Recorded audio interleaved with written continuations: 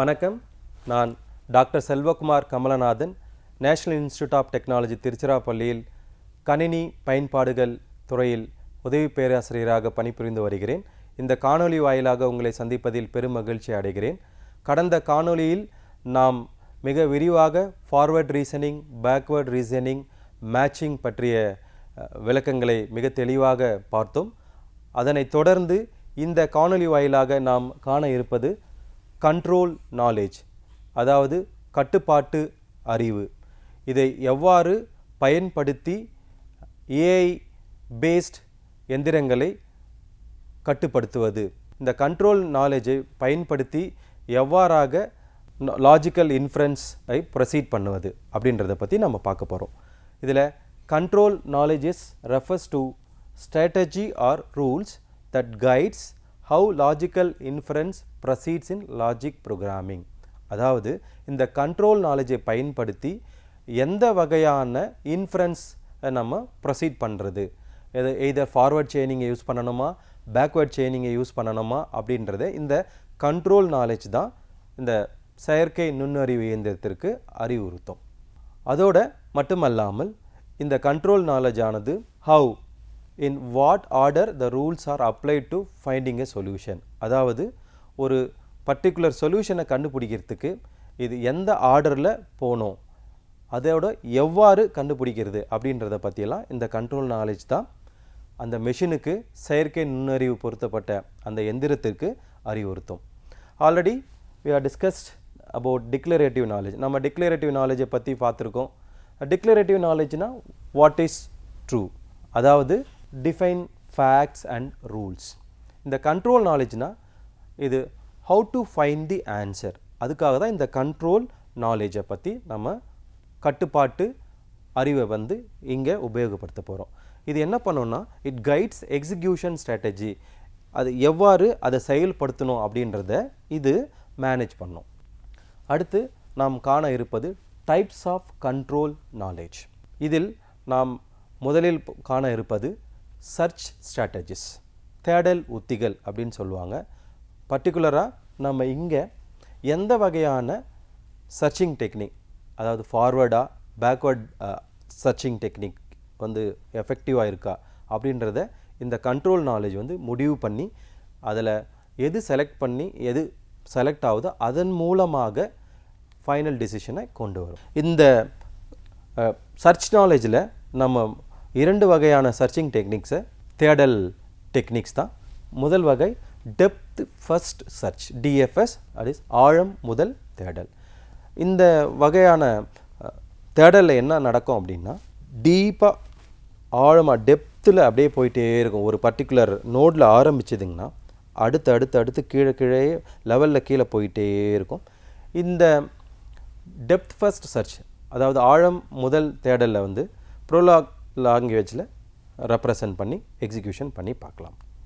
அடுத்ததாக இரண்டாவதாக breadth first search, அதாவது அகலம் முதல் தேடல்.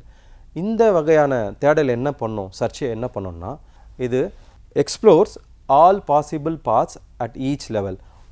முதல் லெவல் 0 லெவலில் ரூட் நோடு இருக்கும். அதுக்கு அடுத்து லெவல் 1ல் இருக்கிற எல்லா நோட்ஸ் அந்த அகலமான முறையில் எல்லா நோடையும் சர்ச் பண்ணிவிட்டு அதுக்கு அடுத்த லெவலுக்கு செல்லும்.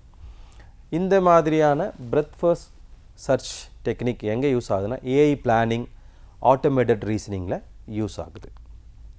அடுத்ததாக ரெண்டாவதாக நாம் காண இருப்பது ரூல் ஆர்டரிங், விதி வரிசைப்படுத்துதல், அதாவது ப்ரியாரிட்டி ஆஃப் ரூல் எக்ஸிக்யூஷன். முக்கியத்துவம் வாய்ந்த ரூல் எல்லாம் முதல்ல எக்ஸிக்யூட் ஆகும். அதுலேயும் மிக அதிகமான முக்கியத்துவம் வாய்ந்த ரூலை முதல்ல எக்ஸிக்யூட் பண்ணும். அடுத்ததாக அதுக்கு குறைந்த அளவான முக்கியத்துவம் வாய்ந்த ரூலை எக்ஸிக்யூட் பண்ணும். இது rule in the order they appear. ப்ரையாரிட்டியில் எது எதெல்லாம் முதல்ல இருக்கோ டாப்பில் அதெல்லாம் எக்ஸிக்யூட் பண்ணி அடுத்து இரண்டாவதாக இருக்கிறது அப்படியே போகும். அதுதான் ரூல் ஆர்டரிங் அப்படின்னு நம்ம சொல்கிறோம். இதில் ஒரு ப்ரோலாக் எக்ஸாம்பிள் இங்கே கொடுத்துருக்குறாங்க. ரூல் ஆர்டரிங்கில் பார்த்தீங்கன்னா ஜான் லைக்ஸ் பீஸா, ஜான் லைக்ஸ் பாஸ்தா. ஜானுக்கு பீஸாவும் பிடிக்கும், ஜானுக்கு பாஸ்தாவும் பிடிக்கும். அதில் ஃபஸ்ட்டில் இருக்கிறது என்ன, ஜான் லைக்ஸ் பீஸா. இப்போ குறி என்னன்னு பார்த்தீங்கன்னா ஜான் லைக்ஸ் எக்ஸ் அப்படின்னு சொல்லி கொடுத்துருக்குறாங்க. இந்த மாதிரி சுச்சுவேஷனில் இந்த கண்ட்ரோல் நாலேஜ், அதாவது இந்த கட்டுப்பாட்டு அறிவானது எதை வந்து செலக்ட் பண்ணோம் அப்படின்றத பார்க்கணும்னா, இங்கே பாருங்கள், இதில் இந்த அவுட்புட் x = பீஸான்னு வந்திருக்கு. ஏன் அப்படின்னு பார்த்தீங்கன்னா, ப்ரியாரிட்டியில் ஃபஸ்ட்டில் இருக்கிறது ஜான் லைக்ஸ் பீஸா, இதுதான் ஃபஸ்ட் ப்ரியாரிட்டி. ரெண்டாவது ப்ரியாரிட்டியில் இருக்கிறது தான் பாஸ்தா. அதனால் இங்கே எக்ஸுக்கு பீஸான்றது செலக்ட் ஆகிருக்கு. ஸோ மேட்சிங் ரூல் பிரகாரம் இந்த முடிவானது எடுக்கப்பட்டுள்ளது. அடுத்து மூன்றாவதாக கட் ஆப்ரேட்டர் இன் ப்ரோலாக். இந்த கட் ஆப்ரேட்டரை நம்ம யூஸ் பண்ணி ஸ்டாப் பண்ணலாம். எதெல்லாம் வந்து நிறுத்தலான்னா, அன்னெசரி பேக் ட்ராக்கிங், பின்னாடி போய் தேடுறது, அதோடு இந்த அன்னெசரி ஸ்டாப்பிங் ஆஃப் பேக் ட்ராக்கிங்கை நம்ம நிறுத்தினோம்னா இது வந்து பர்ஃபார்மன்ஸு எஃபிஷியன்சி இம்ப்ரூவ் பண்ணும். இதுக்கு ஒரு எடுத்துக்காட்டாக இங்கே ஒரு எக்ஸாம்பிள் கொடுக்கப்பட்டுள்ளது. எடுத்துக்காட்டு டிஸ்கவுண்ட் ஆஃப் எக்ஸ், 10, அதாவது எக்ஸுக்கு டிஸ்கவுண்ட் வந்து 10% கொடுத்துருக்குறாங்க. அவர் ஒரு ஸ்டூடெண்ட். அதோட அதே எக்ஸ் பர்சனுக்கு 5% டிஸ்கவுண்ட் கொடுத்துருக்குறாங்க. அவர் ஒரு சீனியர் ஸ்டூடெண்ட் ஆகிட்டார். இப்போது இதில் டிஸ்கவுண்ட் ஆஃப் ஜான், ஒய் அப்படின்னு சொல்லி கொடுத்துருக்குறாங்க. இங்கே எக்ஸ் வந்து ஜான் ஆகிட்டார். அப்போது ஜானுக்கு எவ்வளோ டிஸ்கவுண்ட்டு இங்கே கொடுப்பாங்க அப்படின்னா, இது என்ன பண்ணோன்னா, output first it is going to match 10 அப்படின்னு சொல்லிட்டு முதல்ல இருக்கிற எடுக்கும். அதுதான் ஃபஸ்ட் மேட்ச் கொடுக்கும் கட் ஆஃப் ஆப்ரேட்டர். அதுக்கு ரெண்டாவதாக ஒய்க்கு 5 அப்படின்ற அந்த வேல்யூவை இது மேட்ச் பண்ணும். ஏன்னா இதுதான் ஆர்டர். இதில் தான் cut off first, cut off second, cut off. அடுத்ததாக நான்காவது மெத்தட் டெய்ல் ரெகர்ஷன் ஆப்டிமைசேஷன், அதாவது செயல்திறனுக்கான வால் மறு நிகழ்வுடன் சுழல்நிலை விதிகளை மேம்படுத்துதல். ரெகர்ஷன்னா ரிப்பீட்டடாக எக்ஸிக்யூட் பண்ணிக்கிட்டே இருக்கிறது. உங்களுக்கு தெரிந்திருக்கும் இந்த எக்ஸாம்பிள் எடுத்துக்காட்டு ஃபேக்டோரியல் ஆஃப் n நம்பர்ஸ். ஃபேக்டோரியலுக்கு ரிப்பீட்டடாக ப்ரீவியஸில் வர 2 நம்பரை எடுத்து தொடர்ந்து மல்டிப்ளை பண்ணிக்கிட்டே இருந்தோம்னா will get the next number. So அதுதான் இதில் மிக சிறந்த எடுத்துக்காட்டாக இந்த டெய்ல் ரிகர்ஷன் ஆப்டிமைசேஷனுக்கு கொடுக்கப்பட்டிருக்கிறது. அடுத்து நாம் விரிவாக காண இருப்பது comparison between declarative knowledge and control knowledge. முந்தைய காணொளியில் நாம் மிக விரிவாக பார்த்தது difference between comparison between procedural versus declarative knowledge. இந்த காணொளியில் நாம் இந்த 2 டிக்ளரேட்டிவ் நாலேஜையும் கண்ட்ரோல் நாலேஜையும் கம்பேர் பண்ணுறோம், பொருத்தி பார்க்குறோம். டெஃபினேஷனில் இந்த டிக்ளரேட்டிவ் நாலேஜ் என்ன சொல்லுது அப்படின்னா, facts and rules that define logic அப்படின்றத சொல்லுது டிக்ளரேட்டிவ் நாலேஜ்னா. ஆனால் இங்கே கண்ட்ரோல் நாலேஜ் என்ன பண்ணுதுன்னா, ஃபார்வர்ட் செயினிங் யூஸ் பண்ணணுமா, பேக்வேர்ட் செயினிங் யூஸ் பண்ணணுமா, எதை யூஸ் பண்ணி இந்த நாலேஜ் லாஜிக்கை டெரைவ் பண்ணுறதுன்றதை கைட் பண்ணுது, கண்ட்ரோல் பண்ணுது. அடுத்தது எக்ஸாம்பிளுக்கு இங்கே ஒரு டிஸ்கஸ் பண்ண அந்த எக்ஸாம்பிள் கொடுக்கப்பட்டுள்ளது. Parent, John is parent of Mary. இங்கே rule ordering, recursion, cut off operators எல்லாம் எக்ஸாம்பிளுக்கு சொல்லியிருக்காங்க. இங்கே இந்த டிக்ளரேட்டிவ் நாலேஜ் வந்து எதை ஃபோக்கஸ் பண்ணுது அப்படின்னா, வாட் இஸ் ட்ரூ அப்படின்றத இங்கே ஃபோக்கஸ் பண்ணுது. ஆனால் இந்த கண்ட்ரோல் நாலேஜ் என்ன சொன்னால், how to solve the particular problem efficient manner அப்படின்றத சொல்லுது. அடுத்து நாம் காண இருப்பது சிம்பாலிக் ரீசனிங் அண்டர் அன்சர்டனிட்டி, அதாவது ஒரு நிச்சயமற்ற தன்மையின் கீழ் எவ்வாறு குறியீட்டு பகுத்தறிவு பயன்படுத்தப்படுகிறது. அதாவது symbolic reasoning under uncertainty refers to process of drawing logical inferences and making decisions using symbolic representations. அதாவது ஒரு நிச்சயமற்ற சூழல் இருக்கும்போது அந்த நிச்சயமற்ற சூழலில் இந்த சிம்பாலிக் ரீசனிங்கை யூஸ் பண்ணி நாம் எவ்வாறு, அதாவது இந்த ஆர்டிஃபிஷியல் இன்டெலிஜென்ஸ் உடைய இயந்திரங்கள் எவ்வாறு தீர்மானங்களை கொண்டு வருகிறது என்பதுதான் இந்த சிம்பாலிக் ரீசனிங் அண்டர் அன்சர்டனிட்டி டாப்பிக்கின் முக்கிய மூலக்கூறு. ஸோ இதில் ஒரு கீ சேலஞ்ச் ஏஐ என்ன அப்படின்னு பார்த்தீங்கன்னா, இந்த ஏஐ பேஸ்ட் மெஷின்ஸ் எல்லாம் என்ன பண்ணும், ரியல் வேர்ல்டு செனரியாவோட, அதாவது நம்மளுடைய ரியல் உலக தரவுகளோடு தான் வந்து இன்ட்ராக்ட் பண்ணும், தொடர்பு கொள்ளும். ஆனால் அந்த ரியல் உலக டேட்டாக்கள் எல்லாம் பார்த்திங்கன்னா தரவுகள் எல்லாம் இன்கம்ப்ளீட்டாக இருக்கும், ஆம்பிகுவஸாக இருக்கும், இல்லைனா நாய்ஸி டேட்டாவாக இருக்கும். இன்கம்ப்ளீட்னா அது வந்து தெளிவற்றதாக இருக்கும், இன்கம்ப்ளீட் முழுமை இல்லாமல் இருக்கும். ஆம்பிகஸ்னா தெளிவற்றதாக இருக்கும், அதாவது ஒரே வார்த்தை இரண்டு பொருளை கொடுக்கும், அந்த மாதிரி இருக்கலாம் ஆம்பிகுவஸ். அடுத்தது அந்த டேட்டாவில் நமக்கு அதாவது அந்த சிஸ்டத்துக்கு தேவையில்லாத பலதரப்பட்ட டேட்டாக்கள் இருக்கும். ஸோ இதுதான் நாய்ஸி டேட்டா. ஸோ இந்த சுச்சுவேஷனில் எப்படி அந்த ஏஐ பேஸ்டு மெஷின்ஸ் எல்லாம் ஒரு முக்கியமான முடிவை எடுக்குது அப்படின்றத தான் நம்ம இந்த டாப்பிக்கில் பார்க்க போகிறோம்.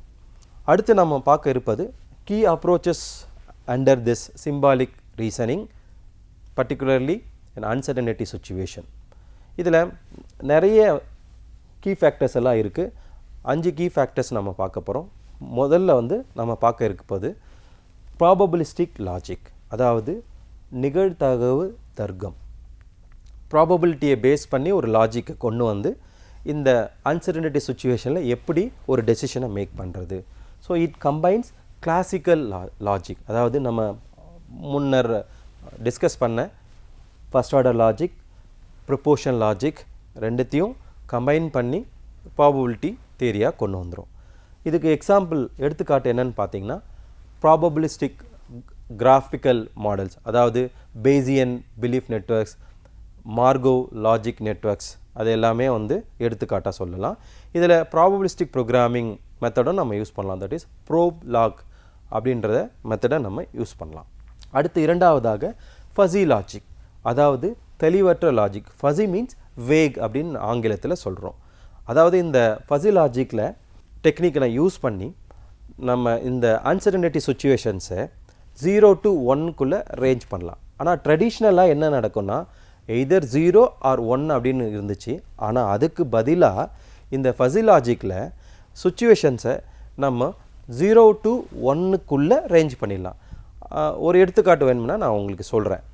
அதாவது இன்றைக்கி சன்னியா க்ளவுடியா, அதாவது மேகமூட்டமாக இருந்துச்சா இல்லை வெயில் அடிச்சுதா அப்படின்னு கேட்டால் பார்ஷியலி சன்னி பார்ஷியலி க்ளவுடி அப்படின்னா 50% வந்து சன்னியாக இருந்துச்சு, ரிமைனிங் 50% க்ளவுடியாக இருந்துச்சு. அந்த 50-50 0.5 சன்னி 0.5 க்ளவுடி அப்படின்னு சொல்கிறதுக்கு பேர் தான் ஃபஸி லாஜிக்.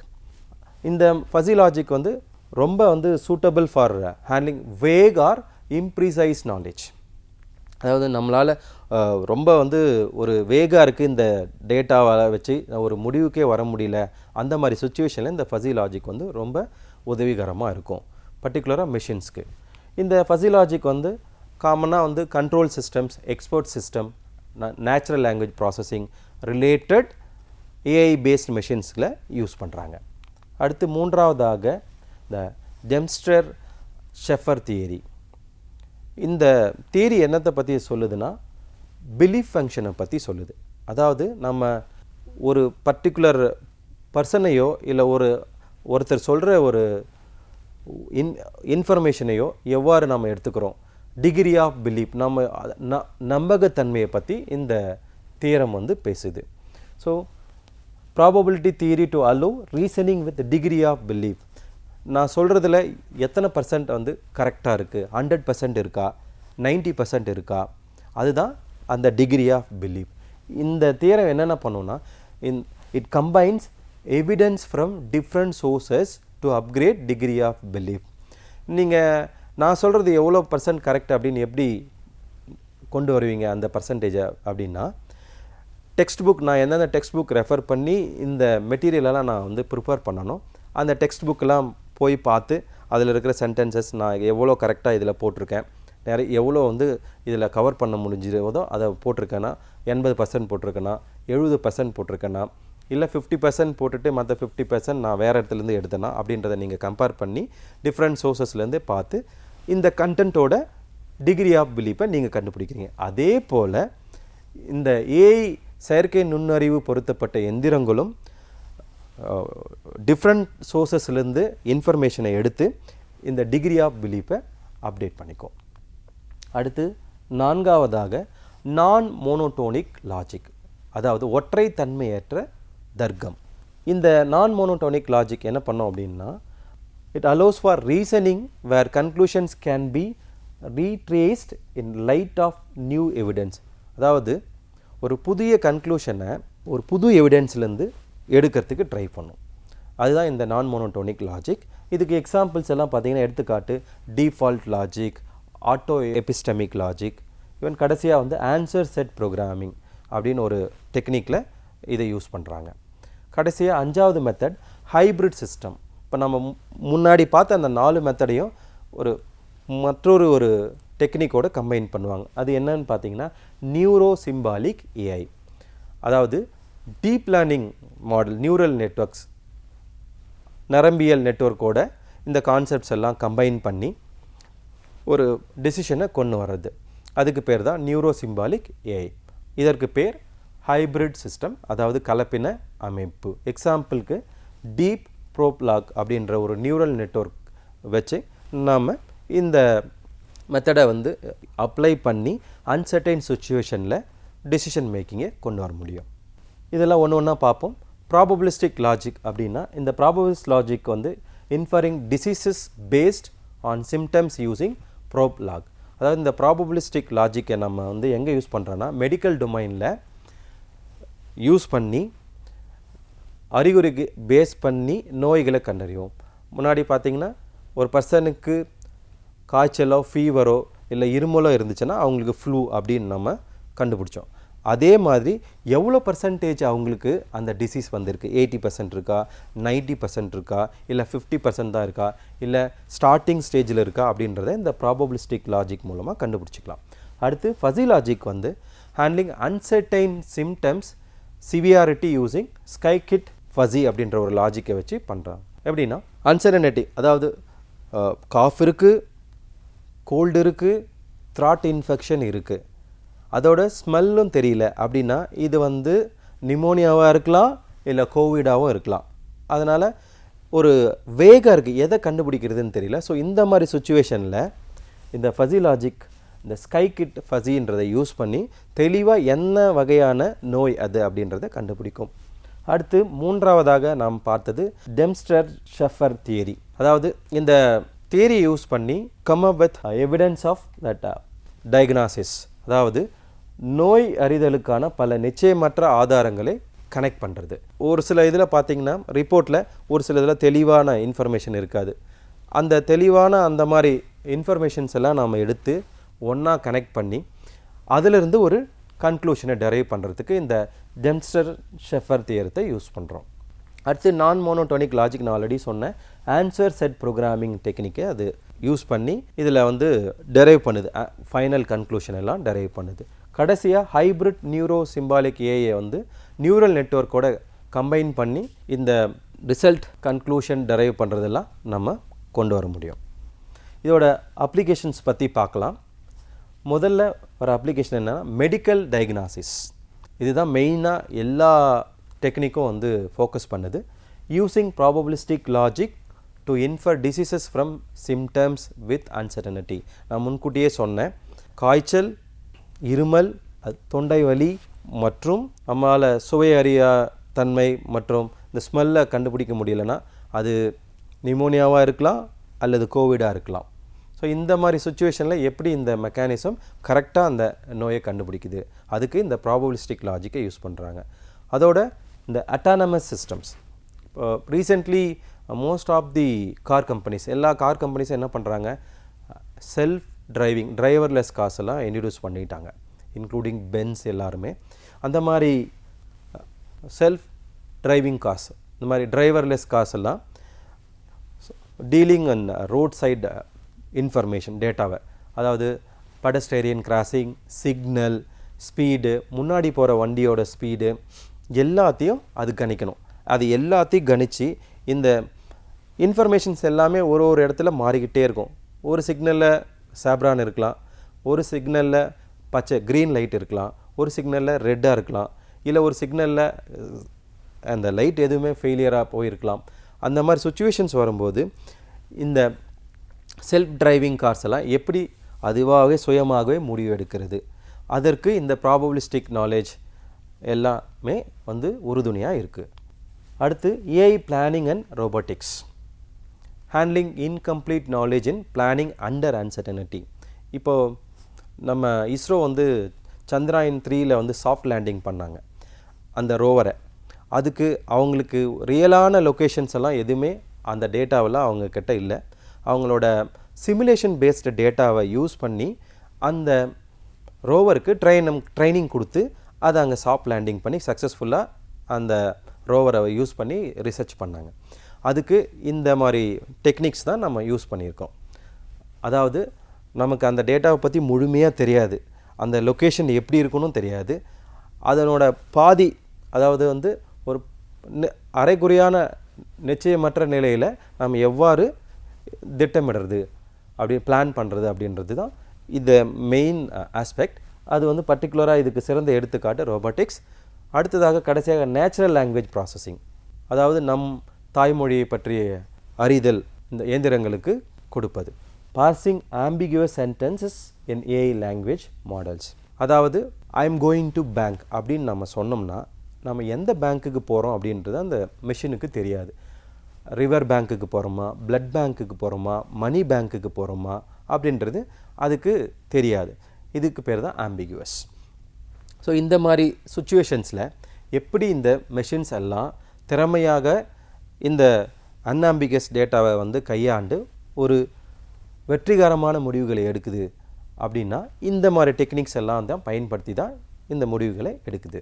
அடுத்து நாம் கடைசியாக காண இருப்பது இம்ப்ளிமெண்டிங் த ஃபர்ஸ்ட் மெத்தட், அதாவது இந்த ப்ராபபிலிஸ்டிக் லாஜிக்கை நம்ம எவ்வாறு இம்ப்ளிமெண்ட் பண்ணுறது அப்படின்னு பார்க்கலாம். இதுதான் அந்த programming aspect of this probabilistic logic. இதில் அந்த பர்டிகுலர் ஹெடர் ஃபைலை வந்து ப்ரோப் லாக் அப்படின்னு சொல்லி அதை இம்போர்ட் பண்ணியிருக்கிறோம். இதில் இந்த medical aspects the content is programmed, அதாவது இந்த medical domain based information is programmed. இந்த ப்ராபபிலிஸ்டிக் லாஜிக் என்ன பண்ணோம் அப்படின்னா இந்த ப்ரோக்ராமை எக்ஸிக்யூட் பண்ணி இந்த பர்சன்டேஜில் இந்த இஷ்யூ இருக்குது அப்படின்னா அது என்னவாக இருக்கும். 0.01% இந்த டிசீஸ் என்ன ப்ரையாரிட்டினா ஃப்ளூ வர்றதுக்கு சான்ஸ் இருக்குது. 0.001 கோவிட் இருக்குது. என்னென்ன சிம்டம்ஸ் அப்படின்னா 80% காஃப் இருந்தால் அது ஃப்ளூ வரும், 90% ஃபீவர் இருந்தாலும் ஃப்ளூ, 70% காஃபு, 95% ஃபீவர் இருந்தால் கண்டிப்பாக கோவிடு, 30% வந்து லாஸ் ஆஃப் ஸ்மெல்லுனாலும் சான்சஸ் ஆஃப் கோவிட். ஸோ இந்த ப்ராபபிலிஸ்டிக் அப்ரோச்சஸ் எல்லாம் யூஸ் பண்ணி it will come up with the decision. இப்போது இந்த ப்ரோக்ராமுக்கு ஒரு கொரி கொடுக்குறாங்க. என்ன அப்படின்னா என்ன probability of getting flu or covid அப்படின்னு சொல்லிட்டு கேட்குறாங்க. கொரியில் ஃப்ளூ ஃபீவர் இருக்கா, கோவிட் இருக்கா அப்படின்னு சொல்லிட்டு. அப்போது இந்த ப்ரோக்ராம் என்ன பண்ணோம் அப்படின்னு பார்த்தீங்கன்னா இந்த ப்ராபபிலிட்டி வேல்யூஸோட எந்த வேல்யூ நியரஸ்ட் மேட்சிங்கில் வருதோ அந்த ஸ்டேட்மெண்ட்டை எடுத்து அதோட ஃபைனல் டிசிஷனை இங்கே வெளிக்கொண்டு வரோம். அதுதான் நம்ம வந்து டிஸ்கஸ் பண்ணோம். இது இந்த ப்ரோக்ராம் என்ன பண்ணோன்னா COVID-19 இல்லை ஃப்ளூவா அப்படின்றத கண்டுபிடிக்கும்.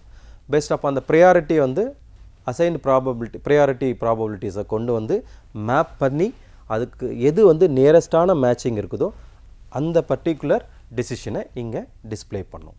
சம்மரி ஆஃப் திஸ் டாபிக், அதாவது இந்த டாப்பிக்கின் மூலமாக நம்ம விரிவாக பார்த்தது அபவுட் கண்ட்ரோல் நாலேஜ் கட்டுப்பாட்டு அறிவை பற்றி நம்ம விரிவாக டிஸ்கஸ் பண்ணோம். அடுத்தது டைப்ஸ் ஆஃப் கண்ட்ரோல் நாலேஜை பற்றி பார்த்தோம். அதனோட breadth first search, depth first search, அது எல்லாத்தையும் ஒரு இன்ட்ரோடக்ஷனாக நம்ம பார்த்தோம். அதை தொடர்ந்து சிம்பாலிக் ரீசனிங் அண்டர் அன்சர்டனிட்டி எவ்வாறு வந்து இங்கே வந்து செயல்படுது, அதோட அப்ளிகேஷன்ஸ் என்ன, அப்புறம் இம்ப்ளிமெண்டிங் தட் ப்ராபபிலிஸ்டிக் லாஜிக்கை பற்றி நம்ம பார்த்தோம். அடுத்த காணொளியில் நாம் விரிவாக காண இருப்பது எவ்வாறு இந்த பிரெத் ஃபர்ஸ்ட் சர்ச்சும் டெப்த் ஃபர்ஸ்ட் சர்ச்சும் இங்கே இந்த அன்சர்டனிட்டி என்விரான்மெண்ட்டில் டிசிஷன் மேக்கிங்க்கு உதவிகரமாக இருக்குது அப்படின்றத பற்றி பார்க்க இருக்கிறோம். நன்றி.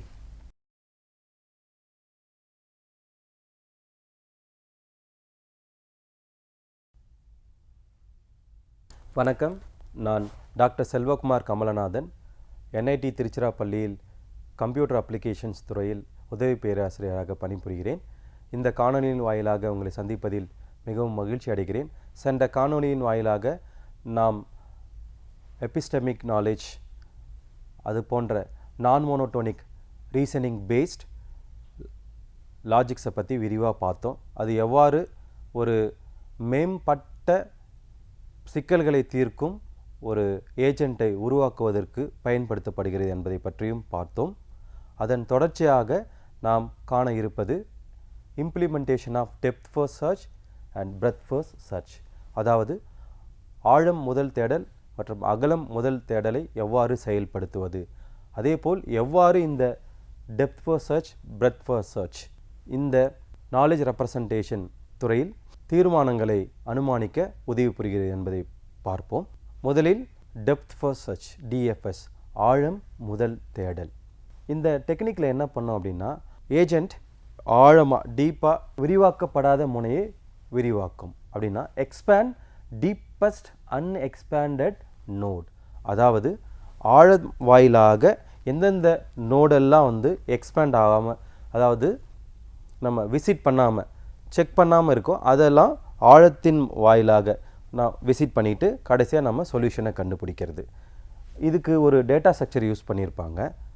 அந்த டேட்டா ஸ்ட்ரக்சருக்கு பேர் ஃப்ரிஞ்ச் அப்படின்னு ஒரு ஸ்பெஷல் கீவேர்டு யூஸ் பண்ணுறோம். அது இங்கே LIFO, last in first out, stack அப்படின்னு சொல்லிட்டு யூஸ் பண்ணுவாங்க. இதில் என்ன பண்ணோம்னா, சக்ஸஸர் அடுத்த நோடு எந்த நோடு விசிட் பண்ண போகிறோமோ அந்த நோடை ஃப்ரண்ட்டில் ஆட் பண்ணுவோம். அதுதான் இதோட முக்கிய பாயிண்ட்ஸாக நம்ம பார்க்குறோம். இங்கே ஒரு கிராஃப் ரெப்ரசன்ட் பண்ணியிருக்காங்க. இந்த நோட்ஸ் எல்லாம் இருக்குது. நம்ம எப்போவுமே ஒரு ரியல் டைம் ப்ராப்ளத்தை சால்வ் பண்ண போகிறோம்னா அந்த ரியல் டைம் ப்ராப்ளத்தை ட்ரீயாவோ இல்லை கிராஃபாவோ கன்வெர்ட் பண்ணி அதன் மூலமாக இந்த ஏஐ பேஸ்ட் ஏஜென்ட்ஸையோ இல்லை மெஷின்ஸையோ கொண்டு நம்ம இந்த ப்ராப்ளத்தை சால்வ் பண்ணுறோம். அது ட்ராவலிங் சேல்ஸ்மேன் ப்ராப்ளமாக இருக்கலாம், இல்லை வேறு ஒரு வகையான மெடிக்கல் டொமைன், அதாவது மருத்துவத்துறை தொடர்பான ப்ராப்ளமாக இருக்கலாம். அது எந்த ஒரு ப்ராப்ளமாக இருந்தாலும் அதை இந்த டேட்டா ஸ்ட்ரக்சர்ஸ் டெக்னிக்ஸ் மூலமாக, ஏதாவது லீனியர் ஆர் நான் லீனியர் டேட்டா ஸ்ட்ரக்சர்ஸை யூஸ் பண்ணி நம்ம சால்வ் பண்ணுறோம். இதில் ஒரு ட்ரீ கொடுத்துருக்குறாங்க. அந்த ட்ரீ எக்ஸாம்பிள் மூலமாக எவ்வாறு இந்த ஆழம் முதல் தேடல் செயல்படுகிறது அப்படின்றத நம்ம பார்க்கலாம். இதுதான் அந்த ட்ரீ. ரூட் நோடு A, அதுதான் வந்து லெவல் 0, லெவல் 0 என்ற லெவல் லொக்கேஷன். அந்த லொக்கேஷனில் இருந்து அது ஸ்டார்ட் பண்ணி அடுத்து டெப்த், அடுத்த ஆழத்துக்கு போகுது. சார் இதில் 2 நோடு இருக்கே BC, ஏன் பியை வந்து அது சூஸ் பண்ணுது அப்படின்னா ஒரு டெக்னிக் இருக்குது. ட்ரீயில் லெஃப்ட்டில் தான் ஃபஸ்ட்டு ப்ராசஸ் பண்ணும். சார் அப்போது கிராஃபாக இருந்தால் என்ன சார் பண்ணுறது அப்படின்னும் போது இதுக்கு ஒரு சொல்யூஷன் உங்களுக்கு நான் சொல்கிறேன். அது என்ன அப்படின்னா, இந்த மாதிரி மோர் தென் 1 நோட் அப்படி வந்துடுச்சுன்னா அந்த லெவலில் எந்த நோடை செலக்ட் பண்ணுறது அப்படின்ற ஒரு பிரச்சனை வரும்போது இந்த மெக்கானிசம் என்ன பண்ணுவோம்னா லெக்ஸோகிராஃபிக்கல் ஆர்டர் அப்படின்ற டெக்னிக்கை யூஸ் பண்ணி இந்த பிரச்சனையை தீர்க்கும். என்ன லெக்ஸோகிராஃபிக்கல் ஆர்டர் அப்படின்னா, ஏக்கு அடுத்தது அசெண்டிங் ஆர்டர், அந்த வரிசையில் பி தான் அடுத்து வரும். அதனால் பியை செலக்ட் பண்ணிக்குது. அதனால தான் சிஏ ஒமிட் பண்ணிடுச்சு. ஸோ ஏக்கு அடுத்து பி வந்துடுச்சு. அடுத்தது பிக்கு அடுத்து உங்களுக்கே தெரியும் டி, அதுதான் இங்கே விசிட் பண்ணியிருக்கு. அடுத்து எங்கே போகும் அப்படின்னா ஆபிஸாக டி விசிட் பண்ணதுக்கு அப்புறமா ஹெச். பார்த்திங்கன்னா லெவல் 0, இங்கே level 0, level 0, level 0, level 1, level 2, level 3, அப்படியே இந்த லெவல்ஸ் போயிட்டே இருக்கும். இங்கே நம்ம ஒரு சின்ன ஒரு ட்ரீ ரெப்ரசன்டேஷனை எதுக்காக அப்படின்னா, இந்த ட்ரீ மூலமாக, சின்ன ட்ரீ மூலமாக நம்ம விளக்கமாக பார்க்குறதுக்காக. சப்போஸ் இதுவே ஒரு ரியல் டைம் ப்ராப்ளமாக இருக்குது அப்படின்னா இந்த ட்ரீ க்ரோ ஆகிட்டே இருக்கும் பெருசாக டைனமிக்காக. அதனால் மெஷின்ஸ் வந்து கொஞ்சம் டைம் எடுத்து இதை ப்ராசஸ் பண்ணும். நம்மளோட அண்டர்ஸ்டாண்டிங் பர்பஸ்க்காக இந்த ட்ரீயை சின்னதாக ரெப்ரசன்ட் பண்ணியிருக்கோம். இதுக்கப்புறம் என்ன ஆகும்னா, இந்த L0, L1, level 2, level 3 visit ஆனதுக்கு அப்புறமா அது எங்கே போகும்னா அந்த லெவலில் இருக்கிற அடுத்த நோடை விசிட் பண்ணும். ஹெச்சுக்கு அடுத்ததாக ஐ, இப்போ அது கம்ப்ளீட்டாக விசிட் பண்ணதுனால டார்க் பண்ணியிருக்கோம். அடுத்து ஐ பண்ணதுக்கப்புறமா D already visited, so D A முடிச்சிடும். அடுத்து டிஏ முடிச்சதுக்கப்புறமா எங்கே போகும் அப்படின்னா இ முடிஞ்சவொடனே ஜேகே, அடுத்து அந்த பக்கமாக இருக்கிற பி முடிஞ்சு ஒரு பக்கமாக டெப்த் லெவலில் ஆழம் முதல் தேடல் மூலமாக ஒரு சைடில் இருக்கிற எல்லாத்தையும் சர்ச் பண்ணி முடிச்சுது. ஸோ இதில் ஏதாவது ஒரு ஃபீஸபிள் சொல்யூஷன் உங்களுக்கு தீர்வு கிடச்சிதுன்னா அதை எடுத்துக்கும். அப்படி இல்லை அப்படின்னா அடுத்த அந்த பக்கமாக ரைட் ஹேண்ட் சைடில் அடுத்த ஒரு டைரெக்ஷனில் போகும். சி, அப்புறம் எஃப். சார் ஏன் ஜிக்கு போல் நான் சொல்லியிருக்கேன் லெக்ஸோகிராஃபிக்கல் ஆர்டர். அடுத்து எல். இந்த மாதிரி எல்லாத்தையும் ரெப்ரசன்ட் பண்ணி விசிட் பண்ணி கடைசியாக it will come up with the conclusion, முடிவுக்கு வரும். இதுதான் இந்த டெப்த் ஃபர்ஸ்ட் சர்ச், ஆழம் முதல் தேடல், டிஎஃப்எஸோட சாராம்சம். இதே போல் எல்லா நோடையும் விசிட் பண்ணோம். அடுத்து நாம் பார்க்க இருப்பது properties of depth first search, அதாவது ஆழம் முதல் தேடலின் பண்புகள். இதில் நம்ம 4 வகையான பண்புகளை பற்றி பார்க்க போகிறோம். அந்த 4 வகையான பண்புகளை முதல்ல நான் சொல்லிடுறேன். 1 கம்ப்ளீட்னஸ், நிறைவுத்தன்மை. 2வது டைம் காம்ப்ளெக்சிட்டி. 3வதாக ஸ்பேஸ் காம்ப்ளெக்சிட்டி. 4வதாக ஆப்டிமாலிட்டி ஆர் ஆப்டிமல். இந்த 4 பண்புகளை பற்றி நாம் பார்க்க இருக்கிறோம். அதுவும் ஆழம் முதல் தேடலின் பற்றிய பண்புகள், properties of depth first search. First one, இது கம்ப்ளீட்டா அப்படின்னு கேட்டிங்கன்னா நோ. அது நிறைவாக இருக்குதா, கரெக்டாக நிறைவடைதா? நான் சொல்லியிருக்கேன், இந்த என்பி ஹார்டு இல்லை அன்சால்வபிள் ப்ராப்ளம் அப்படின்ற மாதிரி இது வந்து நோ அப்படின்னு சொல்லுது. இது கம்ப்ளீட் ஆகலை. இங்கே பாருங்கள், அதுக்கு ரீசன் சொல்லியிருக்காங்க. ஃபெயில்ஸ் இன் இன்ஃபனைட் டெப்த், எல்லையற்ற ஆழம். அதாவது ரியல் டைம் ப்ராப்ளத்தில் போகும்போது நான் சொன்னேன், இந்த ட்ரீ கிராஃப்லாம் வந்து நீண்டுக்கிட்டே போகும். அப்படி இருக்கும்போது அந்த இன்ஃபினைட் டெப்த் ஸ்பேசஸ் வித் லூப்பில் போயிட்டே இருக்கும் தொடர்ந்து. Level 0, level 1, level 2, level 3 and so on. இன்ஃபினிட்டியில் போகும்போது என்ன ஆகும், அந்த ஒரு டெப்த்தை போய் அது ரீச் பண்ணி இன்னொரு சைடுக்கு வருமோ இல்லை வராதோன்றது தெரியாது. அதாவது என்பி ஹார்டாக கூட இருக்கலாம், இல்லை அது வந்து ஒரு நிறைவு பெறாத ப்ராப்ளமாக இருக்கலாம். ஆனால் கம்ப்ளீட் இன் ஃபைனைட் ஸ்பேசஸ், ஒரு குறிப்பிட்ட அந்த என் வேல்யூ வந்து லெவல் வந்து டெப்த்து ஒரு குறிப்பிட்ட லெவலில் இருந்தால் நமக்கு சொல்யூஷன் கிடைக்கலாம்.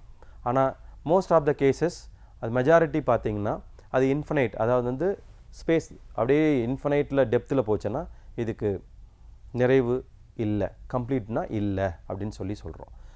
அதுக்கப்புறம் கடைசியாக நான் வந்து இந்த கடைசி பாயிண்ட்டுக்கு வந்துடுறேன். ஏன்னா இந்த கம்ப்ளீட்டும் ஆப்டிமாலிட்டியும் ஒன்றுக்கு ஒன்று தொடர்பு உள்ளது. இங்கே கம்ப்ளீட் இல்லை அப்படின்னு சொன்னால் நோ, இது கம்ப்ளீட் இல்லை, நிறைவு அடையலை அப்படின்னா இது ஆப்டிமாலிட்டி உகந்ததா இல்லைன்னா கண்டிப்பாக நோ தான். கம்ப்ளீட் எஸ்ஸுன்னா கண்டிப்பாக இது ஆப்டிமல் எஸ். ஏன்னா கம்ப்ளீட்னா அது ஒரு நம்பகமான சொல்யூஷனை கொண்டு வரும். அங்கே கம்ப்ளீட்டே ஆகலை அப்படின்னா நமக்கு எப்படி சொல்யூஷன் கிடைக்கும்? அதுதான் இதுக்கான தொடர்பு. கம்ப்ளீட்னஸ் இல்லை அப்படின்னா நமக்கு ஆப்டிமாலிட்டியும் கிடையாது. அடுத்ததாக டைம் காம்ப்ளெக்சிட்டி, எவ்வளோ நேரம் எடுக்குது இந்த டெப்த் ஃபர்ஸ்ட் சர்ச். அதுக்கான ஒரு மேத்தமெட்டிக்கல் ஃபார்முலா கொடுக்கப்பட்டுள்ளது. Big O of B to the power of M, where B is branching factors, where M is the maximum depth அப்படின்னு கூட சொல்லலாம். இங்கே அதுக்கான ஃபேக்டர்ஸ் எல்லாம் கொடுத்துருக்குறாங்க. இது big O of B to the power of M use பண்ணி எவ்வளோ பிரான்ச்சஸ் இருக்குது, maximum branches and maximum depth level அதெல்லாம் பார்த்து நம்ம வந்து எவ்வளோ நோட்ஸ் இருக்குது, அதுக்கு எவ்வளோ டைம் எடுக்குது இந்த ப்ராசஸ் பண்ணுறதுக்குன்னு கண்டுபிடிச்சிக்கலாம். அதே மாதிரி ஸ்பேஸ், எவ்வளோ மெமரி தேவை அப்படின்றது இங்கே மேத்தமெட்டிக்கலாக சொல்லியிருக்கிறாங்க. Big O of B into M, அதாவது லீனியர் ஸ்பேஸ். நிறைய நோடு வந்திருக்கு, நிறைய வந்து ட்ரீயில் நிறைய நோட்ஸ் எல்லாம் இருக்குது, பெரிய ட்ரீயாக இருக்குன்னா அந்த எத்தனை நோடு இருக்கோ அவ்வளோ மெமரி தேவைப்படும். அதுதான் இங்கே லீனியர் ஸ்பேஸ் அப்படின்னு சொல்லிட்டு ரெப்ரசன்ட் பண்ணியிருக்கிறாங்க. ஸோ இதுதான் இந்த டெப்த் ஃபர்ஸ்ட் சர்ச், அதாவது ஆழம் முதல் தேடலோட ப்ராப்பர்ட்டிஸ், 4 இம்பார்ட்டன்ட் ப்ராப்பர்ட்டிஸ். இதை வச்சு நம்ம இதோட பர்ஃபார்மன்ஸை கணிக்கலாம். அடுத்ததாக நாம் பார்க்க இருப்பது பிரெத் ஃபர்ஸ்ட் சர்ச், அதாவது அகலம் முதல் தேடல். முன்னர் நாம் பார்த்தது ஆழம் முதல் தேடல், இதில் அகலம் முதல் தேடல். இந்த மெத்தடில் என்ன பண்ணோன்னா, ஆழமற்ற விரிவாக்கப்படாத முனையை விரிவாக்கு. அதாவது நம்ம ஆழமாக போகிறதுக்கு பதிலாக அகலத்தின் வாயிலாக எந்தெந்த நோடெல்லாம் நம்ம விசிட் பண்ணாமல் எக்ஸ்ப்ளோர் பண்ணாமல் இருக்கோமோ அந்த நோடை எக்ஸ்ப்ளோர் பண்ணுறதுக்கு பேர் தான் பிரெத் ஃபர்ஸ்ட் சர்ச், அதாவது அகலம் முதல் தேடல். இங்கே டேட்டா ஸ்ட்ரக்சர் என்னன்னு பாருங்கள். FIFO Q, first in first out Q. அங்கே அந்த டெப்த் ஃபர்ஸ்ட் சர்ச்சுக்கு LIFO Q. அதற்கு மறுபெயர் நம்ம என்ன சொல்லுவோம் அப்படின்னு பார்த்தீங்கன்னா ஸ்டாக் அப்படின்னு சொல்லுவோம். இங்கே Q அப்படின்னு சொல்கிறோம், ஃபஸ்ட் இன் ஃபஸ்ட் அவுட். அதுதான் ஒரு வரிசையில் என்ன மாதிரி நகர்வுகள் இருக்குது அந்த ஆர்டர். ஃபஸ்ட் இன், முதல்ல வந்தவங்க முதல்ல போகிறது. அந்த டெக்னிக்கை யூஸ் பண்ணி நம்ம இங்கே இந்த நோட்ஸ் எல்லாம் கையாளுறோம். அதாவது new successor go at end. வரிசையில் நம்ம எந்த இடத்துல ஒரு புது பர்சன் வந்து ஆட் பண்ணுவார், கடைசியாக வரிசையில் பின்னாடியிலிருந்து தான் ஆட் ஆகும். ஸோ இதுதான் main difference between depth first search and breadth first search. Data ஸ்ட்ரக்சரில் ஒரு வித்தியாசம் இருக்கும், அதோட அந்த கான்செப்ட் சர்ச்சிங் கான்செப்ட்லேயே வித்தியாசம் இருக்கும். அந்த டெப்த் ஃபர்ஸ்ட் சர்ச்சில் என்னாகும், ஆழத்தில் தேடும். பிரெத் ஃபர்ஸ்ட் சர்ச்சில் அகலத்தில் தேடும். டெப்த் ஃபர்ஸ்ட் சர்ச்சில் டேட்டா ஸ்ட்ரக்சர் என்னன்னு பார்த்தீங்கன்னா லிஃபோ ஸ்டாக்.